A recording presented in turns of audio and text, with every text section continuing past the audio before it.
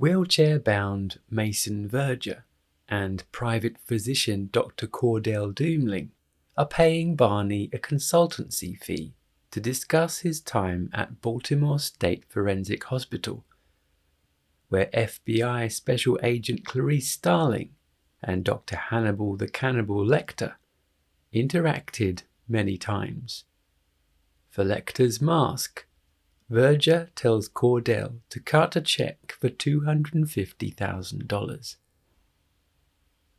Raiding a meth lab, Starling says she knows boss Evelda Drumgo, having arrested her twice on RICO warrants. DEA and ATF are there for the drugs and weapons. Bolton's there because the mayor must appear tough on drugs, especially following the mayor's own cocaine conviction. Drumgo's HIV positive, and she'll spit and bite.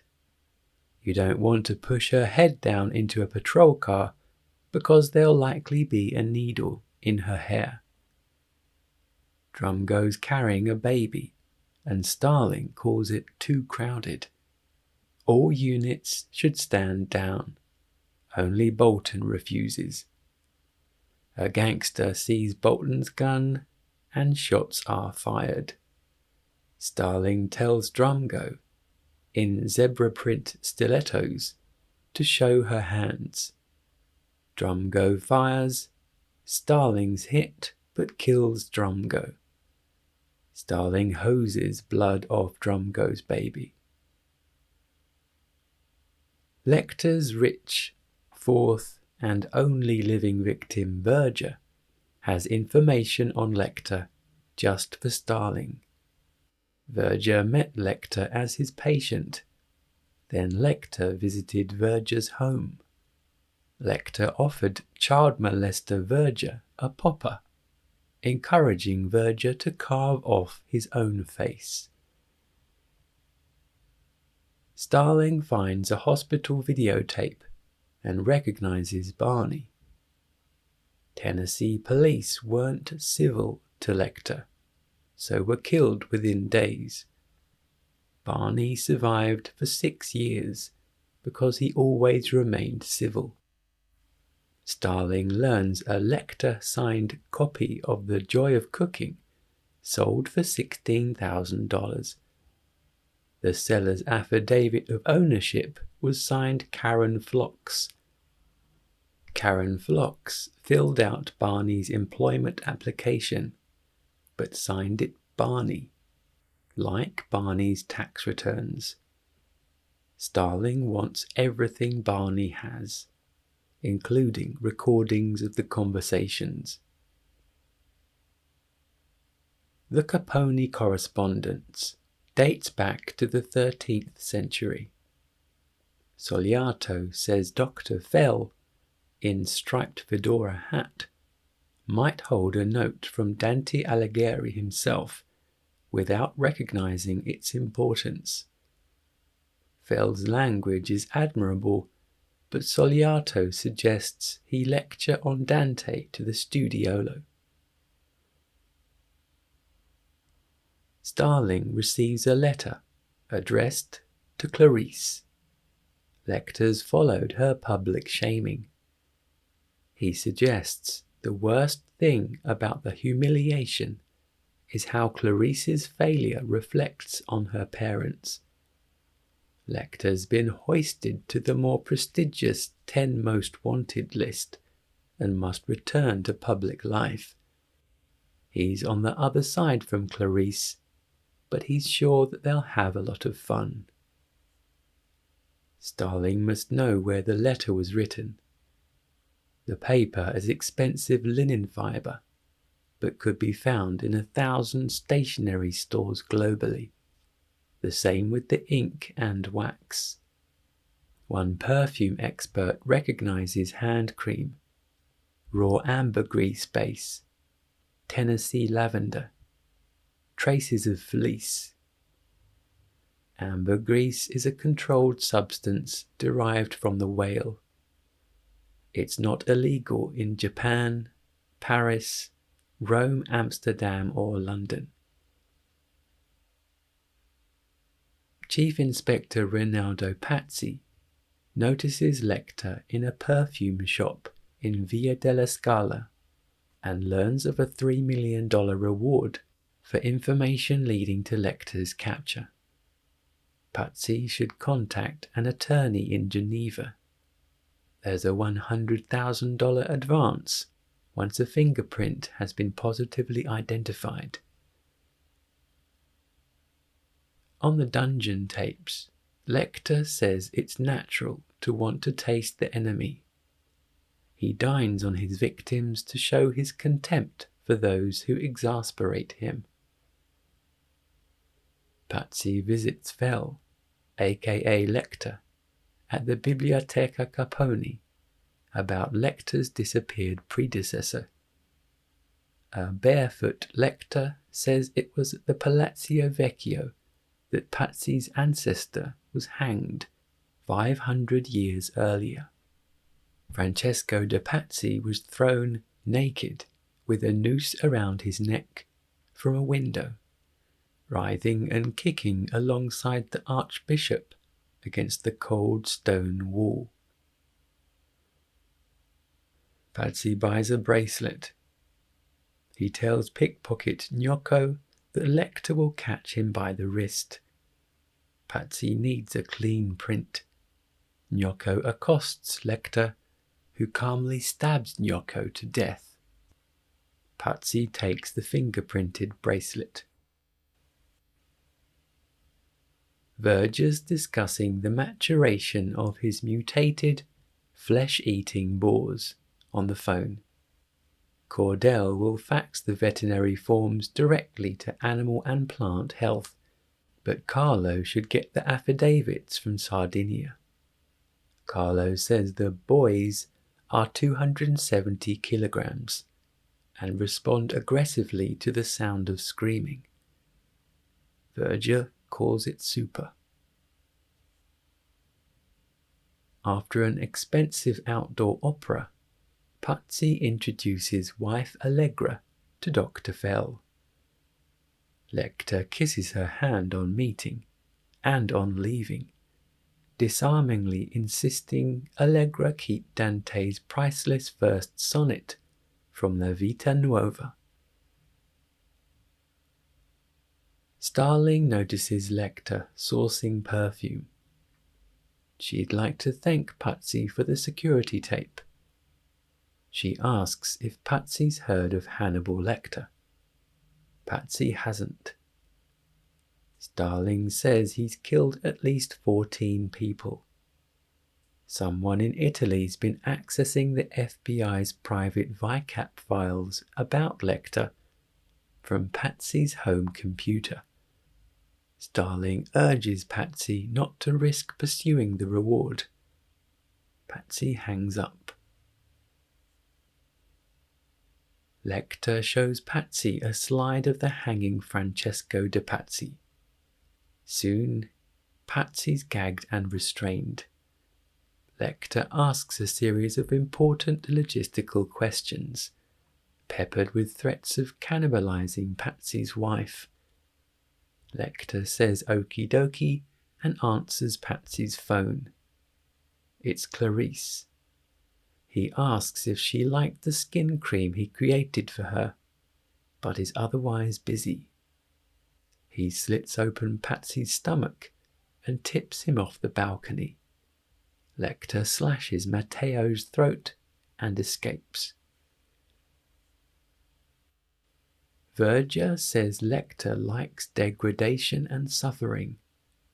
To draw Lecter, Starling must be distressed. Verger smacks his lips, summoning Cordell with wine and a straw. Starling's found apparently withholding a hellish artifact. Crendler reads, "Did Clarice ever think why the Philistines don't understand her? It's because she's the answer to Samson's riddle. She's the honey in the lion. Starling tells director Noonan she thinks Verger's trying to capture Lecter for personal revenge. Crendler's in collusion with him and wants the FBI's efforts against Lecter to work for Verger. Starling must surrender her badge and gun. She falls asleep listening to dungeon tapes. On the phone, Lecter reminds Clarice that if she gets caught with a concealed, unlicensed firearm in DC, the penalty's very stiff. Lecter directs Clarice to Union Station, communicating via earpiece. Lecter's left hibernation, and now he's home and he's very happy and very healthy. Lecter says Clarice serves the idea of order, believes in the oath she took, and feels it's her duty to protect the sheep. The Bureau does not. Clarice offers to protect Lecter. He asks if she really thinks she can simultaneously arrest Lecter and Verger's men. He swishes her hair from a merry-go-round, leaving black Gucci stilettos for her in a photo booth. Starling reports to Noonan that 2 men were in a van, a third driving, another man down. Lecter's in the back. Starling took the license plate. After police conduct a fruitless search at Verger's house, Verger tells Carlo to bring Lecter home. Lecter's restrained. Verger calls out Hylocorus Mynartzegeni, wearing a purple silk robe. The meal will begin with an hors d'oeuvre tartare, Lecter's feet. The rest of Lecter won't be served until 7 hours later. Carlo plays screaming, and the bloodthirsty boars all trot toward the pen. Starling arrives and announces herself, soon shooting Carlo in the chest, and Piero soon after. Lecter says there's someone in the loft. Clarice shoots this man, but is herself hit. Lecter collects Clarice's gun and rescues her from the boars. Piero's torn apart. Verger arrives and commands Cordell to shoot Lecter. Cordell will not. Lecter suggests Cordell push Verger in, then blame it on Lecter. Verger's eaten alive. Lecter chloroforms Crendler at his own lake house. Her groggy Clarice wakes up dressed in elegant evening wear and black stilettos. On the phone, Clarice is told the authorities will arrive in 10 minutes. Dressed formally in dark suit and burgundy tie, Lecter tells Clarice to surrender the snow globe, intended as a weapon. Lecter compliments her dress. Crendler says grace, incorporating an insult to Clarice. She secretly pockets a table knife, while Crendler grins broadly at her. He whispers he's going to Congress and that she should come around campaign headquarters. Excitedly, Crendler asks if Starling can type and file and take dictation. He repeats an off-colour sexist phrase to her, laughing maniacally. Lecter fetches a long straw and makes Crendler drink his broth. Crendler sips with gusto, then pulls a face. Lecter confesses he added something, thinking perhaps it's clashing with the cumin.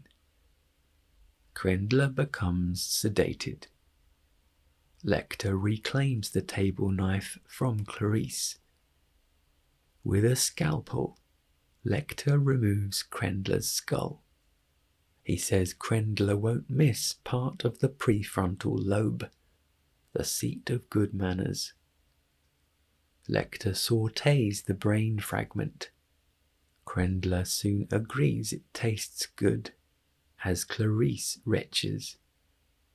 Krendler, brain still exposed, says he's never gonna hire Starling, his head lolling forward.